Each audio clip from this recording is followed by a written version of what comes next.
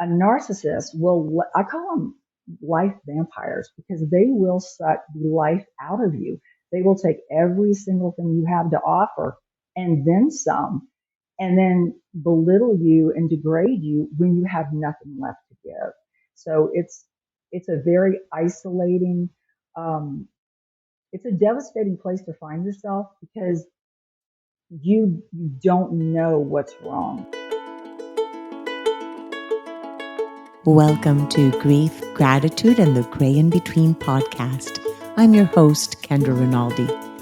This is a space to explore the full spectrum of grief, from the kind that comes with death to the kind that shows up in life's many transitions.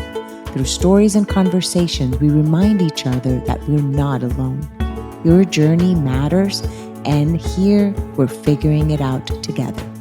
Let's dive right in to today's episode.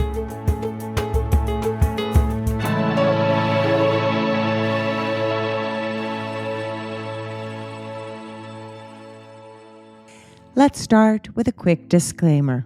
This podcast includes personal stories and perspectives on topics like grief, health, and mental wellness.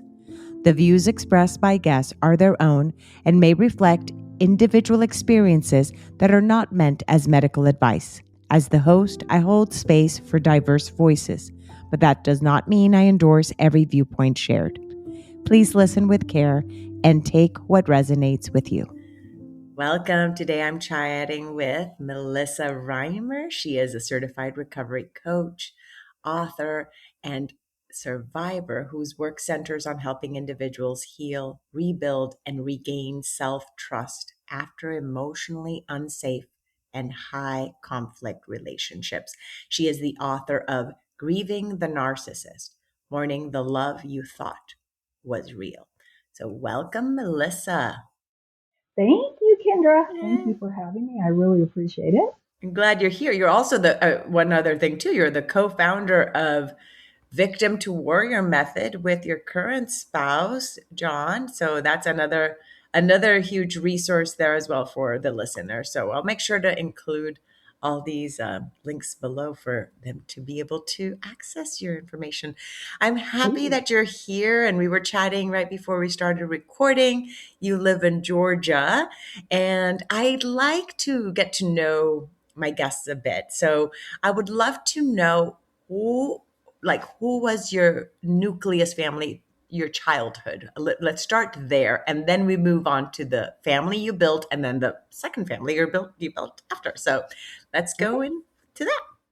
Well, I am from Louisiana. I was born in New Orleans, so I have a very Cajun background. Love cooking, crawfish boils. When I tell my family about water skiing on the bayou, they're like, "Isn't alligators in the bayou?" I'm like, "Yes, they were. You would have to have an alligator spotter in order, to steer you away if you fell during water skiing." And so, yeah, sometimes my now family is pretty terrified of that. They're like, "It sounds like you lived in the swamp." I'm like, pretty close, pretty close. But very loving people. I learned how to cook. So I had a very, very endearing childhood How and many very close siblings? family. Yeah, how many siblings were you? How many I kids? have two sisters and one brother, all still living, very close, and a lot of nieces and nephews too. So pretty much we all live in Georgia now, except for my brother who lives in Texas. So he's still there. We're trying to encourage him to To join us in move the to Georgia family. Yeah. Where in Texas does he live? I wonder if he lives close to me. He lives in Houston near Clear Lake. Yeah. Okay. I live in the Dallas area. Okay, so that was your growing up. So lots of siblings, loving family. And then you go to college, or did you meet your first husband out of high school? Tell us about that. No, I moved to Georgia with my company, and it was it was 1987. That tells you how old I am. But it was in the financial industry, so I relocated to Georgia, and was all into my career. Just really um, had a lot going on in the financial industry. Um, I married young and had my son with my first husband, and who's deceased now. He's not the narcissist, but So I was a single mom for a while, and I ended up meeting the person who I basically say nearly destroyed my life, and then probably saved it because I am where I am now. But I met him in church, so it kind of brings that feeling of church you can trust. It's safe. It's not that the church isn't safe. It's the people there that may not be safe, depending on where you are. But I was in kind of a recovery program for single people who are struggling to move on and are having a very difficult time letting go of the past, letting go of anger. And so I thought I was in a safe place. I really did. But my ex was, he was a predator. I mean, he purposely set out to find victims that could bring something to his life. Now, back then, I did not know what a narcissist was. I had no idea, none.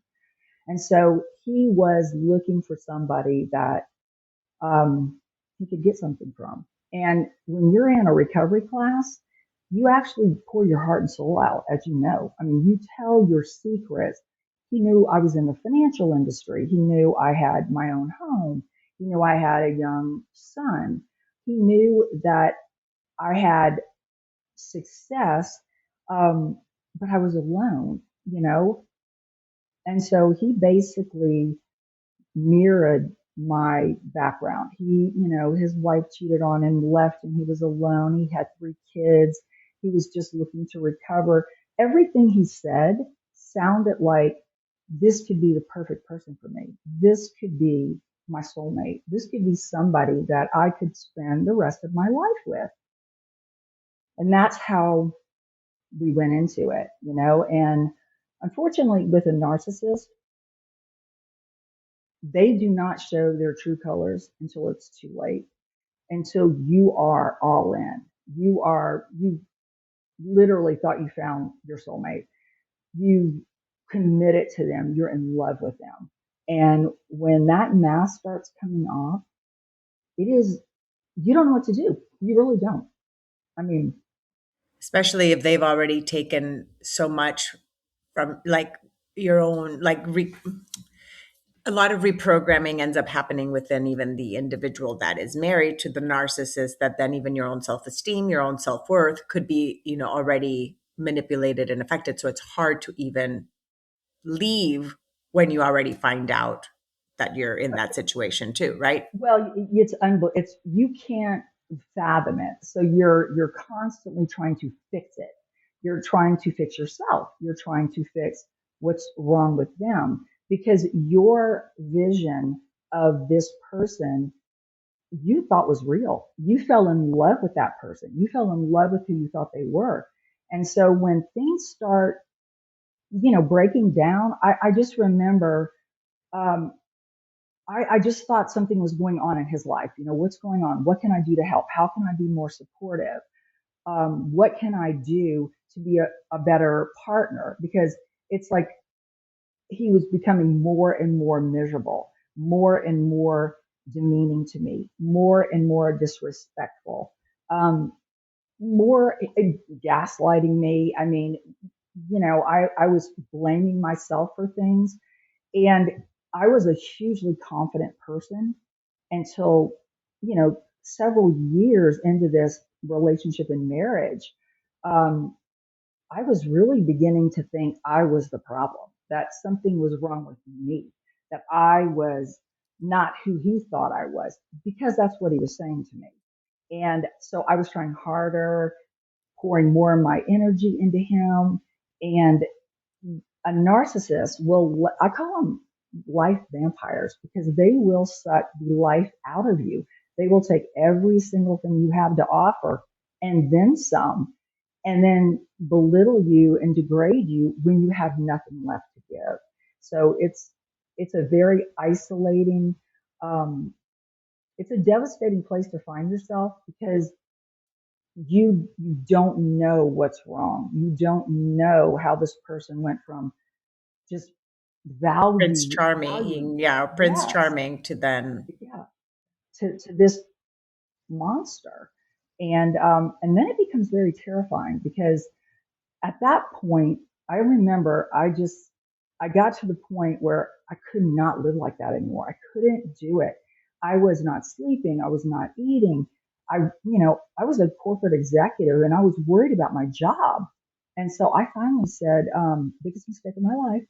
I said, I can't do this. I want a divorce. And he looked at me and he started laughing. And I mean, I'm hysterical. And he said, um, no problem. Pack your bags and leave. Now, we were in my house. I owned it. He moved in with me. And he literally said, pack your bags and leave. I said, I'm not leaving my house. This is my house. You need to leave. He goes, I don't want the divorce. So you leave. And I'm like, oh my gosh. And it was a war that I was not prepared for. I mean, I made so many mistakes, but I gave him my playbook. I literally, he was the enemy and I handed over Mm. my playbook to him. And he drugged me through the absolute worst nightmare of my life. I mean, Wow. Melissa, that is so much. Now, let's backtrack a little bit and explain to the listeners in case they do not know what a narcissist is. And if they have in their mind that a narcissist is just somebody that just looks at the reflection in the mirror and absolutely loves themselves as the mythological character, right, of Narciso in Spanish. I don't even know if or it was, I don't think it was a mythological character or a story that he would just look at himself in the mirror and like fell in love with himself and then oh yeah. and so what is the definition of narcissist and the different types of narcissists? Because some people do not know. Covert, overt, if you can please explain. Yes, and the word has been thrown around a lot. When I went through it, I did not even know what that was. I thought he was bipolar, split personality. I wasn't sure. We went through marriage counseling. Um, he was violent, and so there were rage issues and things like that. But a counselor is the one who told me after a session that she said, I'm not going to treat you guys anymore. He's lying, it's not helping. And she said, you need to be very concerned. She said, because I do believe he is a narcissist. I had never heard that word ever. I had to look it up. I did not know what she Did was she talking say it in about. front of him? No, she Oh, okay. called me after a big blow up at the marriage counseling session. We took separate cars. She called me and said, I can't treat you anymore. And she said, I'll take you on, but not you together. I believe he's a narcissist. And I said, I don't even know what you're talking about. And she said, I'm going to send you some information. And so I just went down this checklist. And it's so funny because we actually created a questionnaire. Are they a narcissist that anyone can take? It's free. But he checked off all these boxes. And no, a narcissist, you can have narcissistic traits. Most people do, not everyone, but you can be, an egomaniac. You could be, full of yourself. You can be selfish. You can have traits. It doesn't make you a narcissist. So when you start going through things that don't make sense, um, and how they treat you, how, do they disrespect you in private, but then in public treat you like a queen? Do they change the story, the narrative to where you're always defending yourself? You're always trying to figure out, well, wait a minute, that didn't really happen. No, this happened. And they're so convincing that you do start questioning your own reality. Um, but when I went through the checklist, when she gave it to me all those years ago, I said, this makes sense now. I'm, I can't fix this because somebody that narcissism, there's not a whole lot of research on it because a narcissist doesn't seek help. They don't think something's wrong with me. Let me go figure it out. They normally are forced to by the court. They have rage issues. They may or may not be violent. Their spouse may have threatened divorce, so they're doing things out of desperation. They generally don't seek I want to know what's wrong with me. So when someone's diagnosed or categorized as a narcissist, it's normally by default. And it's either genetics or environmental. My ex came from a wonderful family. He's the only one in his family that's like this, and he has no relationship with anyone in his family. Um, he doesn't have a relationship with his ex-wife. He's had partners after me that I've had to testify in court against because of the abuse that he's done to other people, after I started this business. But you can be a covert a narcissist, which means you're still a dangerous person and you're a dangerous threat to someone else psychologically, mentally, emotionally, financially, but you're less easy to spot because they're quiet, they're introverted, they play the victim a lot, they have a lot of internal drama where you're constantly lifting them up, picking them up. Complimenting them, helping them with their low self-esteem, but it's never good enough. You're always failing in that duty. So you feel 100% responsible for this person's happiness, and no one should be responsible for anyone else's happiness. But a covert narc sucks that out of you. You're constantly, and that's John, my husband now. He was married to a covert narc. Mine was an overt, very grandiose, very Mr. Big Man on campus, always had to be the center of attention, always had to be the smartest in the crowd. And it's because he wouldn't let anyone else speak. He would tell the most extravagant lies while we were out in public or dinner. And as his wife, I'm like, are you kidding me? So when we would get back into the car, I'm like, why did lie to those people? And he would start screaming at me that I don't know everything about it. How did I know that was a lie? And then I'm feeling bad. Like, well, maybe he did have that. Maybe I didn't realize it. So being this person outside the home that's confident and appears to be Charming. A lot of times, very charming. oh, charismatic. That's why I'm actually really surprised about your therapist, by the way. I'm really surprised because a lot of times it can happen that your therapist was able to see it, because a lot of times in therapy, even the victim can still be even gaslit by the therapist because the therapist doesn't see that in the other partner, right? So Happens a lot in court too, yeah, where so the very yeah. surprised that she was able to see it, that he was not able to keep that mask on that long, at Yeah, least it in was surprising, and it person. was years and years ago. Yes, Yeah. because it's very difficult. I'm a certified divorce coach too, and the lies that I've seen told by the soon-to-be exes are just unbelievable. It's they don't have a conscience, so they can lie about things and feel nothing. They can destroy you and feel nothing. It's one of the hardest things to understand because generally um, their victims are empaths. I mean, we're compassionate. We care. We don't want people to be hurt. We want them to be happy. And so we take this responsibility on our shoulders to create happiness for this other person. And it's impossible. They will drain you of everything in your life and you will literally be a puddle and they will walk right over you. I mean, I remember accusing my ex. I said,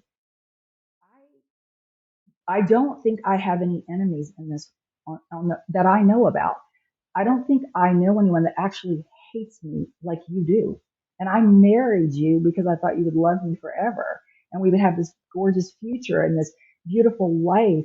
And you hate me because I don't imagine someone doing these things to me that would not despise me. And that is what's so difficult for victims because the person that they gave everything to literally feels like their enemy and that they're hated by that person. It's like they focus all their anger on their victim. And it's true, they do. And they do it behind closed doors. And so no one on the outside sees it.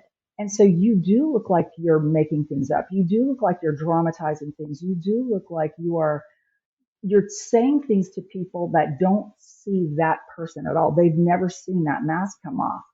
And it makes it very difficult for victims. They feel Very isolated, isolating. alone. Yeah, isolating. So you had therapy. That was one of the places that you were able to express and be seen. Where else did you, or who else did you go to when you knew that this was happening, and that you shared with, that actually believed you and was there to witness you and to kind of be with you in that process? Well, when I was embarrassed. I was like ashamed of, it's almost like I felt somehow this is my fault. Somehow I should have seen it. Somehow I should have seen red flags. And people don't realize red flags happen very subtly. They don't just smack you in the face. And so a lot of people would say, well, why didn't you just leave? It's that's almost the worst thing you can say to someone, because it's not like you woke up and realized this person is a monster, so let me just get my things and go. You're committed to this person. You're married. You might have kids with them. You might have commingled finances with them. They may have now control everything. It's not as easy as what people think, because it's almost like a sneak attack. So I did not say things to my family or my friends. I was trying to fix it in the background. I was trying to figure it out. And one of my girlfriends, and we call ourselves the Yaya Sisterhood. That's a Louisiana thing because we've been friends for like 40 years. One of them said, something's not right. You are different when you're with him than when you're not with him. And I've known you forever. And so I was a defensive with her, and I'm I just started pulling away. So I self isolated because I didn't want to have to explain things. I didn't want to have to tell people what I was going through. But when after I told them I wanted the divorce, that is when war happened, and mm, violence and restraining orders, and really the things that he did are just horrific. And finally, when I was alone, um, beloved pet died. And so I'm sitting there and I'm just absolutely crumbling. She called me, and she said, there's something sitting on my heart. And I just felt like I needed to reach out to you. And she said, are you okay? And I lost it. And I just started like vomiting on her, everything that had happened. And, and I was afraid that she would either reject me or think that I was exaggerating, but she just let me cry. And she said, you know what? I'm so happy that you've been able to get that off your chest. She said, because we have been worried about you. People that love you have been worried about you, and you've shut us out. And as victims, you don't realize you're shutting people out that actually want to help you and want to be, because you're so used to hiding things. You're so used to covering up things and making excuses for this person who is absolutely horrific to you.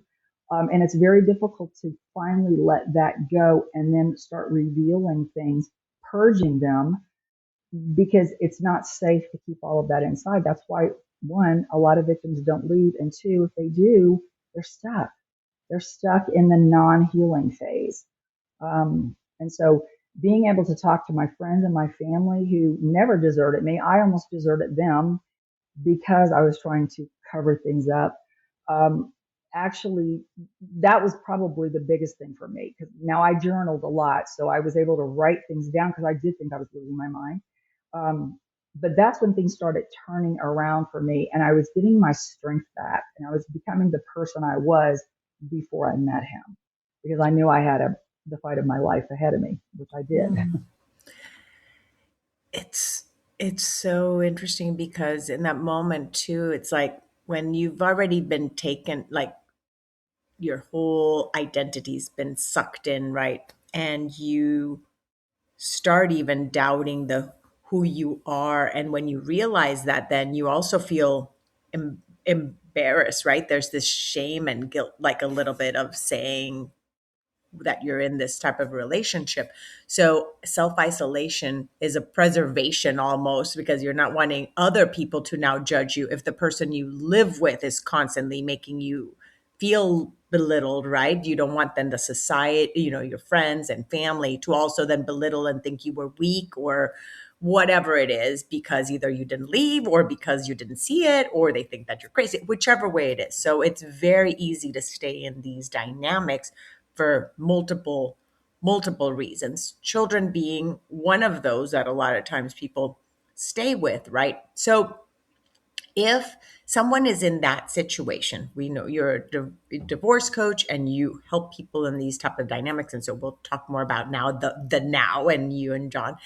But if somebody is in a situation like this and they're listening to this and they hear it and it sounds like them, is there ever any hope that you know of someone that's in that type of relationship for that marriage to actually work, in which the quote unquote victim or the person that's not the narcissist feels seen? Is there ever any scenario in which it does? And I'm only thinking that it would be if by chance the narcissist does realize they're a narcissist and seeks their own guidance. That would be the only way that I would say that it would work. But that's just me putting my 2 cents. What are your thoughts on that? Well, the reason that we created that questionnaire, are they a narcissist? Because it's a scoring mechanism. And a lot of the questions are based on research and, neuro linguistics programming and things like that. So people can understand if you are dealing with a full blown narcissist for the most part, um, there is little to no chance it's going to work because they will never change. They don't think anything's wrong with them.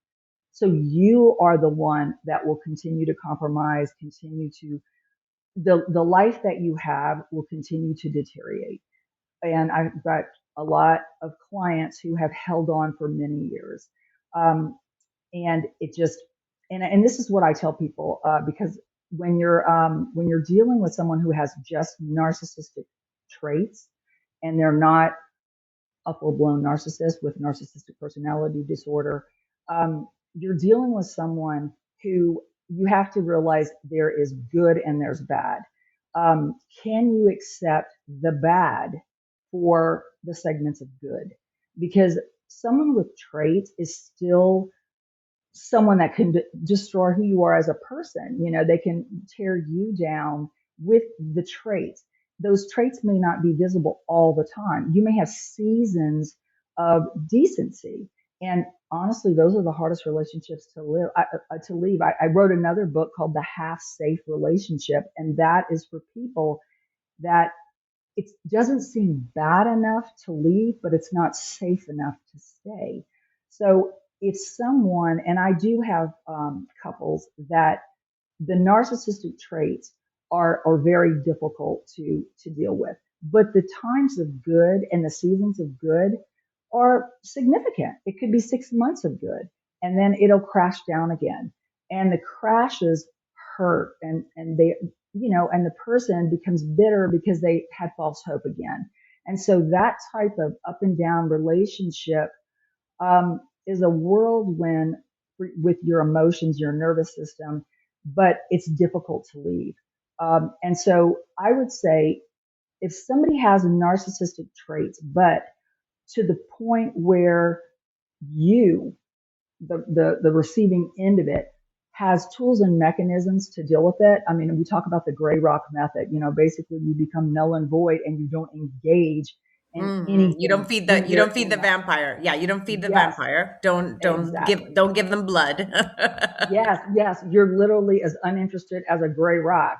And what I have to tell people is you have to weigh those situations, because if you have to turn into someone else to survive their episodes, um, it's not fair. It's not fair for you, but it could be something that you don't have another choice. Maybe it's financial reasons. Maybe you have Your small parents, children. or in this in Parents, parents. So, for example, right? So parents is something, they're your parents. If you're still under 18 living with your parents, you can't even get out of right? that situation.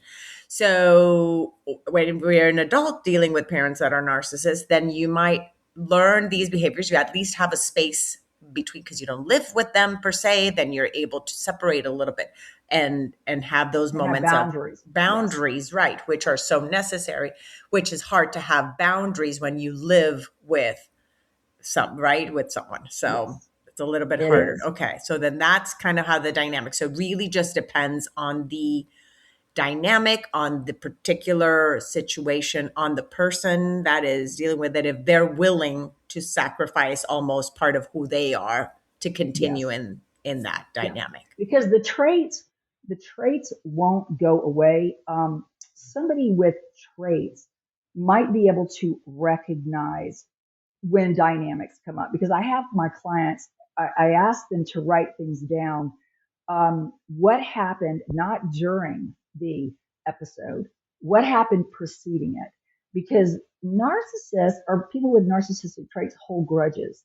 Something in the past can upset them and they will throw it in your face a million times. And so, what I try to tell my clients who are wanting to try to work through it, because they have good seasons and bad seasons, I ask them to write down what it is that led up to this blow up. And it's very interesting that it has nothing to do with the blow up. It is something that you did or said that somehow hurt their ego. You said something out at a dinner that you interrupted their joke. There's something that happened several days or the day or the week before that led to this episode of them lashing out, because you generally can never figure out why they're lashing out at you. It has nothing to do with that moment. It's something that happened several days before. And so if you can identify those triggers that they have that basically lets that they lose it, it's still altering you, but you're educated. You're like, okay, that is a very touchy situation. Most people would not have been upset about it. They are. That's something I'm not going to engage in, because I know they're too proud. They don't want to admit of their insecurity. So they're not going to say, when you said that, it made me feel less of a man or less of a woman. You're just going to be attacked several days later because you left the coffee can on the counter when you should have thrown it in the garbage. It'll be something ridiculous. And so keeping track of behaviors, what causes the blow up, can actually help somebody just reevaluate the way they're going to approach a topic or a subject if leaving is not an option. Is it correct to say that most narcissists, the a little bit of the idea that we have is that they think actually that they are the center of the universe, which in reality is the opposite, that they actually have such less low self-esteem that putting others down or using others to build them up, whether it's their children's achievement, their wife looking like a trophy, whatever it is, to build them up is what they do. Is that correct? Does it usually come from a low self-esteem rather than a high self-esteem? Oh yes, Yes. Okay. absolutely. Okay. Yes, that you nailed it. That's exactly where it comes from. By belittling others, they are the superior person, and that's why it's difficult to, even in business, with people that are that way, because Hmm. it's their way or the highway, regardless of whether you agree or don't agree. I know with my ex, he was always smarter than everyone. So he couldn't work for anyone else because he was smarter than them. And I'm like, but you your businesses fail. Everything, I'm investing in, businesses for him, and he couldn't see it through. It was almost like, rather than fail, he'll quit. And that happens a lot of times with a narcissist, is they can't accept failure or people's views of them being a failure. So if they get to a certain point where they're not succeeding, they will walk away from that. They will quit, and it will be because of someone else's fault or something else's fault that they had to walk away or quit. They job hop a lot. They'll have big, high jobs, but something will start deteriorating with that big position, and they'll start being questioned about things. And the next thing you know, they've resigned from that company and they're on to something else, because that would show failure. That would show that they're not a Yeah. success. Um, Also, I'm also even thinking of like if they have this idea like this is going to be the part that's going to fill me up, and then it doesn't, and it's like, oh no, this is going to be the part that fills me up. This is what's going to complete me, or this is and what's what doesn't fill them up right. becomes the problem. Yes, So yeah, you, as the partner that they chose to bring that into their life and make them feel better, look better, seem better, no one can be that perfect. The bar's so high, we can't ever reach it. And so when we fail to reach it, we are the failure, not the fact that you knew who I was when you met me. You are trying to make me into someone I never was. And because I'm not that person, now I'm a failure. And so it's so tricky, and it's so difficult to wrap your head around when you're in that situation, because you're like, why did you ever think that's who I was? I was never that person. But you're expecting it, and I'm not going to reach it. Therefore, I'm a failure because yes. I didn't complete that impossible task. That makes so much sense. Hi, I just had to come on and just kind of interrupt right now this episode that you're hearing. Thank you so much. I'm so grateful that you guys are listening to this conversation. And every single time I hear a guest, there's something new that I learn and something else that ends up showing up within me that I realize I still have to work on. And if by chance, as you're listening to this conversation, you're feeling the same, that there's parts of you that are being stirred up, and you are navigating a life transition right now that feels just heavy and stressful and just layered with grief, I want you to know that you do not have to do it alone. I invite you to connect with me for a free 15-minute discovery call, and we'll explore what's coming up for you and see if working together feels like the right fit. Just check the show notes below for my email and reach out for details. I'd really love to support you in integrating these transitions with more ease and clarity. Can't wait to hear back from you. Okay, let's keep on listening to the episode. Melissa, let's talk about your work now, but also just how did you even, like, what was the work you did from leaving the marriage to the now? What resources did you use that then now shifted you to being now the resource for others, and the one of the you and John, your now husband, being the space of helping others in this process? What was that journey from leaving that 7-year marriage to then now? Um, Fortunately, I was with a really good company.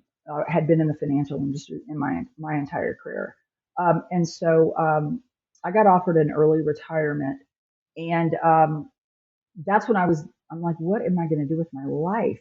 I don't even know. And John and I had met years after my divorce. He had been divorced longer than I had. He'd been divorced like, I think, 8 years, and I had been divorced like 4 years. But I had sworn off men. I'm like, I my man picker's broken. I mean, I obviously don't know what I'm doing, because I thought this person was perfect for me, and he literally almost destroyed my life, almost killed me. And so I thought, I just am going to be single, because I can't trust anyone. Because they are like charismatic, they're, endearing. And so I'm like, every person that treats me that way, I'm going to think they're a narcissist. I'm going to have a really difficult time. So I had to do a lot of self searching, a lot of healing, a lot of getting back to who I was, finding my inner passions again. I love to paint. So I started painting again. Just things that I had to start giving up, because there wasn't enough time to focus on him and do things on my own. So me as a person just started getting chipped away with all my energy into him, which is what happens. And then you're left with nothing. So I wrote a lot, I journaled a lot, I did a lot of research on narcissism in general. And I ended up coming to the conclusion that there was nothing I could do to prevent what had happened to me. What I could do is understand red flags.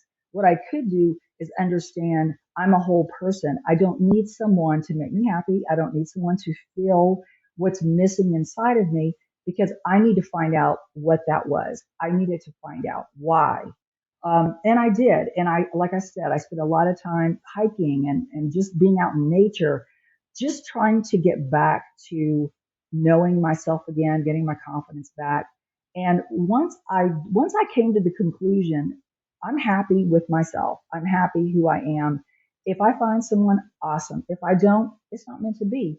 It was a relief. And so that's why it was so odd out of the blue. I had an employee, a man who worked for me for 25 years. He was basically like a brother. He went to college with John, and they somehow reconnected like 15 years later. They hadn't seen each other in that long. And, um, and he texted me and he said, I know you're not doing anything, basically, because I was always home. And he said, I have somebody I want you to meet. And I'm like, no way. No, I'm not doing a blind date because this guy knew what I had been through. And he said, no, he's an awesome person. You know, I love you too much to even introduce you to somebody that I think wouldn't be good for you. And so I said, I'm bringing a girlfriend with me because I needed an escape route just in case. And so we went to this little place. You probably know, you were from Georgia. It's called Avalon. And so I go in there, and so I'm looking around, and I'm like, okay, because it was so awkward. And so I just remember my friend, he had a group of guys with him, and they just kind of, started talking to us. And John was so funny because I was talking to another guy in the group who was just like right, like in my face, basically, but he was really nice looking, he was charming. And so we were laughing. And the next thing I know, I saw these two hands grab him by the shoulders and move him out of the way. And then John replaced him. There's like six guys, and so my girlfriend and I go, and so when John Grabs him and moves replaces, him. yeah, and they're best friends. That they were out together. He and his best friend, they were out together, and he literally moved his best friend out of the way and was literally right in my face. And I just thought, wow, that was pretty aggressive. And so we started talking, and we ended up shutting the bar I down. will And replace that. I I'm a would person rephrase that that literally, bold. How about bold? He knows what he wants. He bold yes, and, he was and very assertive. bold. And He was assertive. very bold and assertive. Yes. And it's so funny because my girlfriend actually ended up dating the guy who was removed from my, visual. And John and we just talked the whole night. It was amazing. I think it's a God thing. I really do, because that night, which was 14 years ago, he walked me to my car and he said, "Can I see you again?" And I said, "Absolutely." And I've never been with another person from that night forward. It was it. He was my person. He was your And person. so How many years later or months did you get married after that we date? actually we it was probably 2.5 years, maybe 3 years, because we I didn't realize he had been through an abusive situation. And of course he didn't really know my story at the time. And so the more we were together and the more we talked and the more we spent time together traveling, we started telling each other our stories. And that's how I found out that he was, with a covert narcissist. And of course, mine was, I have a lifetime restraining order against him. But um, we started realizing that we missed a lot of red flags, both of us. Because, they were on and off for 5 years before they got married. And then he realized 6 months later, I should never have done this. Um, and I went back to mine 3 times, even after having a restraining order against him. I still believed and thought he got professional help. And so people that shame themselves for leaving and going back, it happens so often. It happens more than not. And so once we started sharing our stories and what we missed and what we thought that another person could actually make you whole, make you happy. That's probably the biggest mistake people make, is thinking someone else can fill this gap of or lack of happiness. It's just not possible. You mean Jerry He Maguire was not correct of saying you complete me? he was not correct. I He was hear you. not correct. Even though that's like the most tear-jerking scene, Yes. it is so true. It's so misleading. Nobody should complete us. We are whole as we are. No, and it's so true because when you think about what you're putting on the other person by wanting them to complete you, you're literally wanting them. And when you have a relationship, there's ups and downs, and you're going to be weak sometimes and strong sometimes. That's what a Compliment. good It's partnership is. compliment. It's different Yes, complete than compliment. You yes, compliment each other. Your strengths, it's a compliment. It's like it nothing. is. Yeah. Right?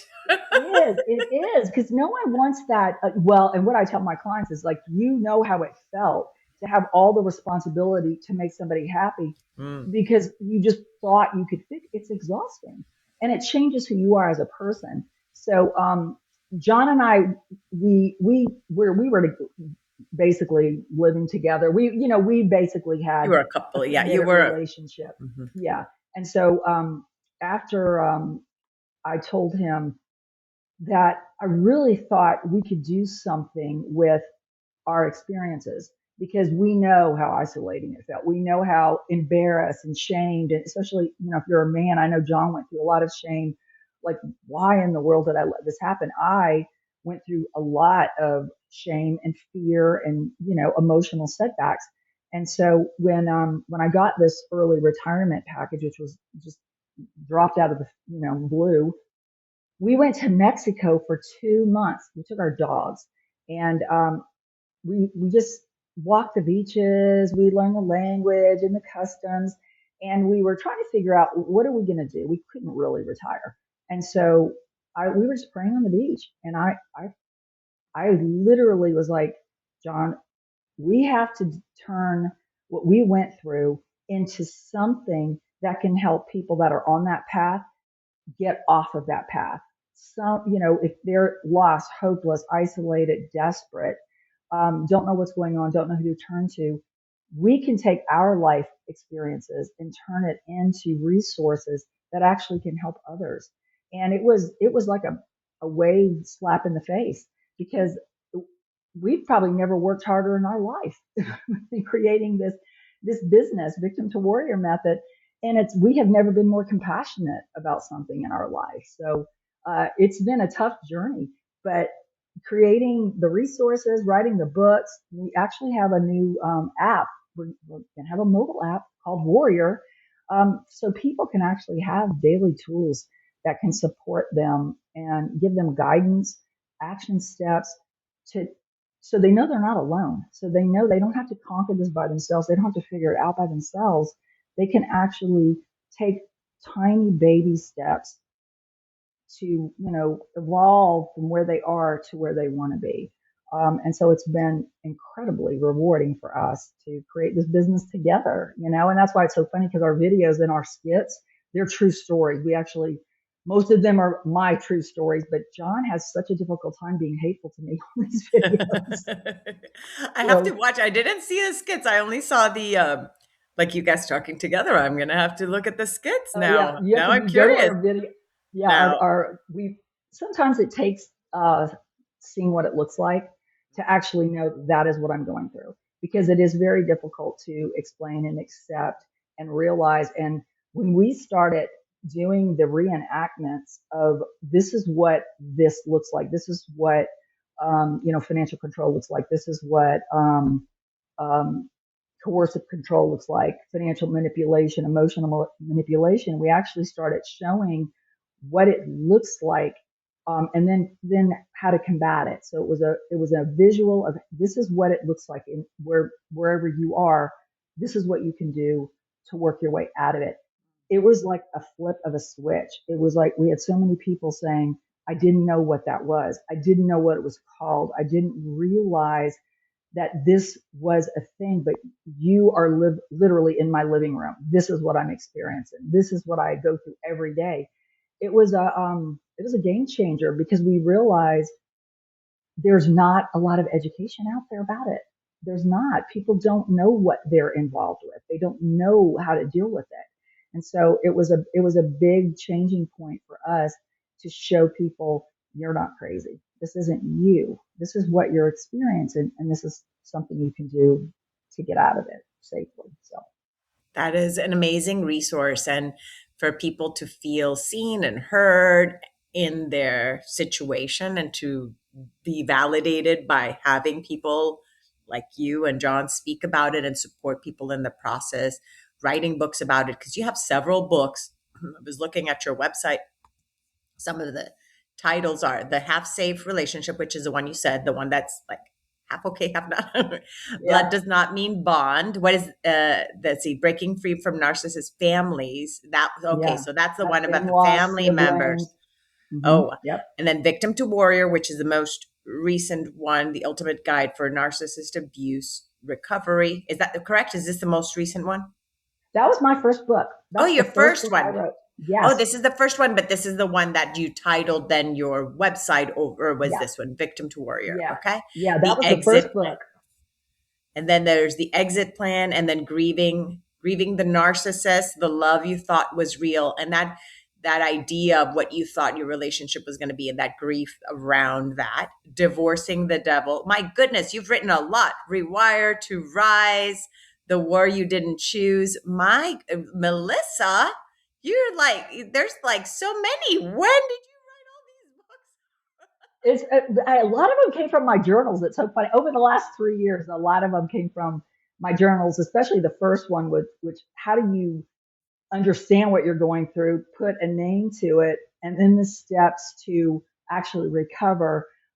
If you've already left and you feel stuck and you're like, I'm just miserable, I'm never going to find happiness again. But the more I got into actually talking to followers and coaching clients, the more I realized there were a lot of things a lot of dynamics that come from being in a narcissistic relationship with someone, like divorcing the devil. That is what it felt like to me, because the lies, the smear campaign, the legal manipulation, it's torturous. And so all of my books have reflection workbooks, journals, action steps. You can write in them, because sometimes reading about it, it doesn't connect the brain to actually writing down the steps to get out of that trigger or understand it. And so the whole workbook section is, I think that's probably been the biggest helpful tools to people, because they can read it. Oh, yes, that's what I'm going through. And then they can apply the steps to get past that or recover from that or have some sight of where this is going to lead me out of this darkness into the light again, where I actually feel like a real person again. Yes, no, that's amazing. And you guys have a lot of resources. You have a podcast together, you do one-on-one support, you have then the app, you have the questionnaire that people could go then on your website, Victim to Warrior, and under resources, make sure to go there, and then you can do the questionnaire, and that way you have empowerment, financial empowerment series. You have a lot of different resources that you offer your clients and anybody that can reach out, and that one-on-one support for people that are in the midst of like divorce or things like that. That's part of it, right? In your coaching. Oh yeah, divorce, or even just if you need a safe exit strategy of how to even plan for it. Because what I tell people is, when I blurted that out, I want a divorce without being prepared. It was a war I wasn't prepared for that war. So being prepared before you even think about saying anything is huge, because they will destroy records, documents, cut you off of things. You literally will you'll be fighting a war with no weapons. And so that's why knowing how to prepare before is so critical. For people that have already left and are stuck, that's where the recovery tools come from, because people continue to self isolate. Even they think just because they left, you're going to feel this peace. You're going to feel like, oh, I'm free. It's like almost the opposite. And then you don't realize why. It's because you've been in that fight or flight for so long. Your brain is now going, I don't know what to do. I don't know how to feel. I don't know how to live when I'm not in that constant survival mode. And so people they stay stuck. And so getting unstuck and actually taking, like I said, the bite-sized steps to get from where they are to where they want to be is a process, but it's something to embrace, because what is on the other side of it is who they were, or a better version of themselves. when they get there. So there's a lot to look forward to, but it's just the small steps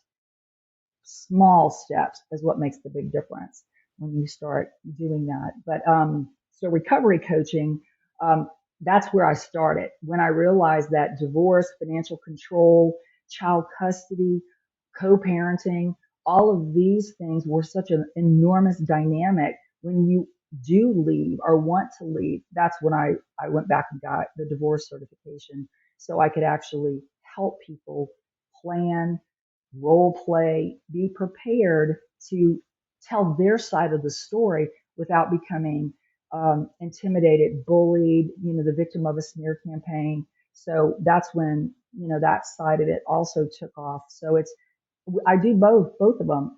If you're with somebody that you need a divorce, then generally there's, children and finances and things like that. And so it kind of just leads into that part of it. So I have many clients who they contacted me to, what am I dealing with? Can I help me get out of it? And then once they realize what they were dealing with, then the planning to actually get out of it is something we can do together. So good to have those type of resources and that they don't feel alone in that process. For anybody listening, you can contact Melissa and her husband John at Victor to Warrior. Hold on, I'm looking at the website right now to see victor2warriormethod.com. So that way you can reach there and the link will be below. Thank you, Melissa. Melissa, I like to make sure to give my guests the opportunity to share anything that I might have not asked that you want to make sure that you leave with the listeners. So is there something else you'd like to share? Because you've shared so much. I could keep on asking more things, but I want to make sure you get to share something as well that I might have not asked. No, you've been wonderful. Thank you. This felt like a very easy conversation, and I appreciate that because, as you know, people in this situation can feel so isolated, so alone, not having any idea how or what to do. And I know grief. Um, Many people think someone has to die for you to grieve, but grieving the loss of the person you thought they were, the life you thought you would have, the future you thought you would have, that's grief, and processing it can help in the recovery and the healing journey. And they have the right to grieve, because it is a loss. And I think when people realize that, um, they realize I don't have to hold this in anymore. I can be angry. I can be disappointed. I can have all these emotions that would come through with someone being ripped from my life, which is so horrific. That person you thought they were was ripped from their life. And so being able to, go through the grieving process is it's a way to purge these negative thoughts and actually heal and get on the other side. So I love your podcast because it brings in all of that. It's the loss. So grieving it is something that I think people need to understand. It's okay for them to do that. That's acceptable. It is. It's like you even said, you went back even 3 times too, because there's still that part of you that still maybe even has a little bit of a glimpse of hope in that process. And you still are grieving the little pieces of that half that you did have, right? The parts of that were good in a relationship. So you still grieve that and may miss that as well. So honor yourself in whatever journey and whatever chapter of your life you're in. Honor those emotions, but know that if you do want to change where you're at now, there are resources out there like Melissa who can offer some support like this. If by chance any of this conversation has resonated with you or with anybody else that you know that you believe are experiencing this, please share this podcast with them because it may resonate with them and maybe what they needed to hear too. So right, Absolutely. helping Absolutely. each other. Thank you so much, Melissa. Again, this was Melissa Rymer here on the podcast. Thank you. Thank you so much for having me. I really appreciate it.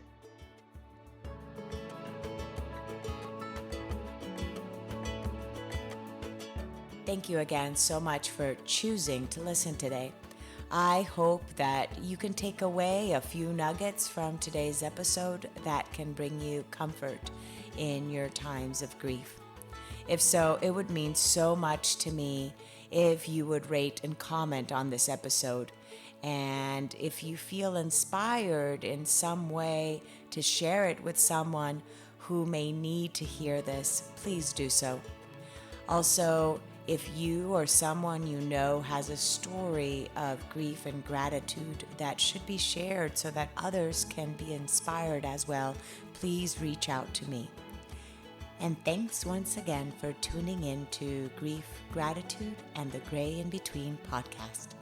Have a beautiful day.